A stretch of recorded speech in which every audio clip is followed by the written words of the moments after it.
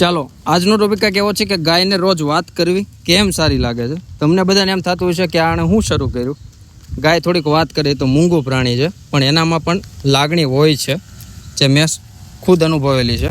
અને તમે ઘણા વિડીયોમાં પણ જોયેલું હોય છે કે પશુને આરે વાત કરતા હોય છે, એ રિસ્પોન્સ પણ આપતા હોય છે, જે મારે એને ખુદ બનેલું છે. ઘણીવાર આપણને એવું થાય ને કે આપણે કોઈને વાત નથી કહેવી, પણ આને વાત કરવી છે, તો આપણે એને કરીએ ને તો સામો રિસ્પોન્સ આપણને મળે જ છે. આપણને એમ થાય મૂંગું પ્રાણી આપણી ભાષા નથી સમજી શકતું, પણ એવું નથી હોતું, એ બધું સમજે છે. એટલે જ કહેવાયું છે ને કે પશુઓ શબ્દોથી નહીં પણ ભાવના સમજે છે. દિવસના થોડા મિનિટ સંબંધો ઊંડા બનાવી શકે છે. તો ગાય જોડે પણ તમે વાત કરી શકો છો. એવું મનમાં નહીં રાખવાનું કે ગાય છે કોક આપણે હું ગાંડા ગણશે કે આપણે એને વાત કરીએ છીએ, પણ એ માતા છે, એને બધી ખબર પડે છે. પશુ ખાલી ગાય નહીં, ગમે એ પશુ હોય એને તમે પ્રેમથી વાત કરો ને તો એ આપણી ભાવના સમજે છે. ભલે આપણી ભાષા સમજી નથી શકતો, પણ આપણી લાગણીને એ અવશ્ય સમજી શકે છે. તો કમેન્ટમાં જણાવો કે મેં જે વાત કીધી તમને બધાને યોગ્ય લાગે છે.